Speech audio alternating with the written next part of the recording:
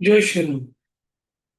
गेले 108 दिवस आपण श्री ब्रह्मचैतन्य गोंदवलेकर महाराज याच्या प्रवचनांच्या पुस्तकाचं वाचन करतोय आणि आजचा आहे 109वा दिवस. गोंदवले सातारा महाराष्ट्रातील थोर संत ज्याने आयुष्यभर श्रीरामाच्या नावाचा जप केला आणि श्रीरामाच्या जीवनाची माहिती सगळ्यांना साध्या सोप्या भाषेत सांगितली. नाम कोणी घ्यावं, कधी घ्यावं, कुठे घ्यावं, कसं का घ्यावं, नामस्मरणाचे काय फायदे, हेच त्यांनी या प्रवचनरूपी पुस्तकात साध्या सोप्या भाषेत आपल्याला सांगितलं. आणि नामस्मरण करण्याकरता कोणत्याही प्रकारच्या धर्माची, जातीची, पंथांची, वयाची, लिंगाची, स्त्री पुरुष, तुमच्या आर्थिक स्थितीची, शैक्षणिक पात्रतेची, काळाची, वेळाची कशाचंच आपलं रिस्ट्रिक्शन नसतं. तुम्ही एकट्यापासून 1 तास, 1 माळ्यापासून 10 माळ, तुम्ही सकाळ, दुपार, संध्याकाळी, रात्री, चालताना, झोपून, प्रवास करताना केव्हाही नामस्मरण करू शकता. फक्त त्याच्यामध्ये त्याची इच्छा आहे म्हणून ते नामस्मरण करावं. त्याच्यावरती पूर्ण श्रद्धा ठेवून नामस्मरण करावं आणि कुठच्यातरी आपल्याला आर्थिक स्थितीतून बाहेर पडण्याकरता किंवा प्रापंचिक गोष्टीकरता नामस्मरण करू नये. हाच एक छोटासा नियम सगळ्या संतांनी सांगितले. चांगले विचार ठेवा, चांगले कर्म करा, नामस्मरण.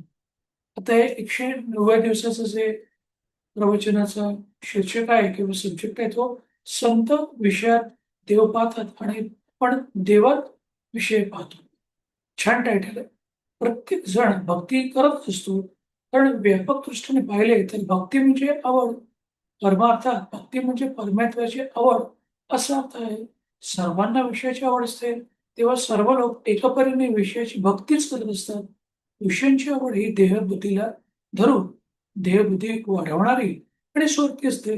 ती कमी झाल्याशिवाय परमेश्वराची आवड म्हणजे भक्ती उत्पन्न किंवा उपजणं शक्य नाही. याच करता भक्ती मार्गातील पहिली पायरी म्हणजे मोबदल्या रहित, निष्काम, निस्वार्थी परमात्मा स्वरूप. म्हणजे आपण जे स्मरण करतो ते आपल्या मनात कोणत्या प्रकारची इच्छा न ठेवता त्याच्या इच्छेने सगळं चाललंय, ह्या प्रकारे निष्काम, निस्वार्थी आपलं नामस्मरण असलं पाहिजे. आणि शेवटची पायरी म्हणजे आपल्याला आपण स्वतःला विसरलं पाहिजे. देहबुद्धी विगलित होणे ही होय. म्हणजे देहरक्षण परमात्मा प्रत्येकरता करावं. केवळ विषय सेवनाकरता जगणे असेल, तर त्यापेक्षा मेलेलं काय वाईट? म्हणजे प्राणी, पशुपक्षी, प्राणी आणि आपल्यामध्ये फरक काय? की आपण पण आहार, निद्रा, भय, मैथुन हे जे प्राणी करतात तसं करतो. पण त्यांच्यात आणि आपल्यात फरक काय? आपण विचार करू शकतो. आपण या देहातून बऱ्याचशा लोकांना आनंद देऊ शकतो. आपण लोकांची सेवा करू शकतो. आपण लोकांच्या कामी येऊ शकतो. आपण स्वतःची उन्नती ही जी प्राणी किंवा पशुपक्ष्यांमध्ये पॉसिबल नाही, अशा प्रकारची पारमार्थिक प्रगती आपण करू शकतो. आणि जर ते करतच नसाल, तर त्या सगळ्या गोष्टींना काहीच अर्थ होत नाही. जयंती उत्सव आपण जे करतो ते भगवंताच्या ठिकाणी प्रेम उत्पन्न व्हावे म्हणून. मुळात प्रेम नसेल, तर ज्याच्यावर प्रेम असते त्याला आपण तो उपचार करतो. ते उपचार करून प्रेम आणायचे असते. प्रेम आणि उपचार यांचा अनन्य संबंध असतो. या उपचार भगवंताशी संबंध वाढतो आणि त्यामुळे भगवंतावरचं प्रेमही वाढते. आई आपल्या लहान मुलांना दागिने वगैरे घालते, त्याचे फार लहान मुलाला काही सुख नसते, थोडं दुःखच वाटते. पण त्यामुळे त्या आईला बरं वाटते म्हणून ती तसे करते. आता काही सुख नसते, उलट थोडं दुःखच असते. पण आईला बरं वाटावं म्हणून हे सगळ्या गोष्टी केल्या तर तसं भगवंताला आपण दागिना वगैरे जे घालतो किंवा सोनं नाणं किंवा आपण जे काही अर्पण करत असतो, तर ते स्वतः करत असू. आपण जे देतो त्याला, ते आपलं स्वतः करता देतो, त्याच्याकरता काही नाही. वास्तवात भगवंताला काय कमी आहे?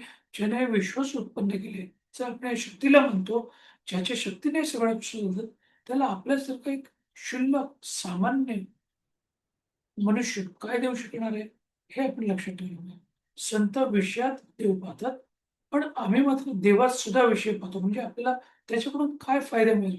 घर, बंगला, गाडी, घोडा, गाडी, पैसा, अडका जे काय असेल ते सगळ्या गोष्टी आपल्याला त्याच्याकडून मिळाव्या म्हणून आपण त्या देवाकडे जातो की त्याची भक्ती करतो. रामाची मूर्ती काय उत्तम घडवली आहे. देऊळ किती सुंदर बांधले वगैरे आम्ही पाहतो. म्हणजे आपण फक्त बाहेरचा डोलारा, बाहेरचा देख ह्याच्यावरती जास्त फोकस ठेवतो. आमची वृत्ती विषयाकडे बनली म्हणून आम्हाला जिकडे तिकडे विषयच असतो. संतांची वृत्ती राममयच असते. त्यांना सर्वत्र रामच असतो. 13 कोटी जपकेला म्हणजे रामदर्शन होते असं म्हणले. ह्याचा अर्थ 13 कोटी जपायला रोज 10-12 तास याप्रमाणे जवळजवळ 12 वर्ष लागतात. एवढ्या वेळ नामस्मरण केल्यानंतर देव दिसतो किंवा राम दिसतो असं लोक म्हणतात. आता इतका ध्यास लागला म्हणजे तो रोग सुटतो, तो नाम कधीच वाया जात नाही. किंवा किंवा आपल्याला दर्शन होत नाही, तेव्हा त्याचे नाम दुसरीकडे खर्च झाले, असे समजावे. मग ते प्रपंच करत असेल किंवा त्याचे पूर्वपाप घटत असेल, विषयाकरताच नाम खर्च करू नये, नामाकरता नाम घ्यावं. म्हणजे आपल्याला संसारात फायदा व्हावा म्हणून नामस्मरण करू नये. आपल्याला आपल्या संसारामध्ये काम करत असताना, आपल्या देहबुद्धीने काम करत असताना, आपल्याला पारमार्थिक प्रगती व्हावी, आपल्याला तो संपूर्णपणे आयुष्यभर टिकणारा आनंद मिळावा, म्हणून आपण नामस्मरण. शेवटचं वाक्य, नाम आपले सर्वस्व वाटले पाहिजे. म्हणजे आपल्याला हे विषयात देव बघणार आहे आणि देवात विषय बघणाऱ्या त्या लोकांमध्ये फरक समजला असेलच, की नामस्मरण हे रोजच करावं आणि ते करत असताना कोणत्या प्रकारच्या आपल्या अपेक्षेने करू नये. आणि कोणतेही कर्म हे अपेक्षारहित असेल, तर त्याचं फळ तो देतोच आणि तो जे देईल तेच आपण एक्सेप्ट करायचं असतं. त्याच्यामध्ये कोणत्याही प्रकारचा त्याने भेदभाव केला म्हणून त्याच्या समोर किंवा त्याच्यासाठी किंवा त्याच्या विरुद्ध कारण मांडू नये.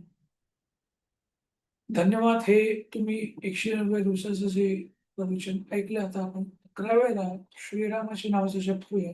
श्रीराम, श्रीराम, श्रीराम, श्रीराम, श्रीराम, श्रीराम, श्रीराम, श्रीराम, श्रीराम, श्रीराम, श्रीराम, श्रीराम, श्रीराम, श्रीराम. धन्यवाद. हे 190 दिवसाचं जे प्रवचनाचं वाचन झालं, त्याचं श्रवण केल्याबद्दल तुमचे धन्यवाद. तुमचा उर्वरित दिवस असंच आनंदाचा, सुखाचा आणि आरोग्यपूर्ण जाऊ, हीच त्या श्रीरामचरणी इच्छा व्यक्त करतो मी. आणि त्याच्यामधून जय श्रीराम, जय श्रीराम, जय श्रीराम, जय श्रीराम, जय श्रीराम, जय श्रीराम.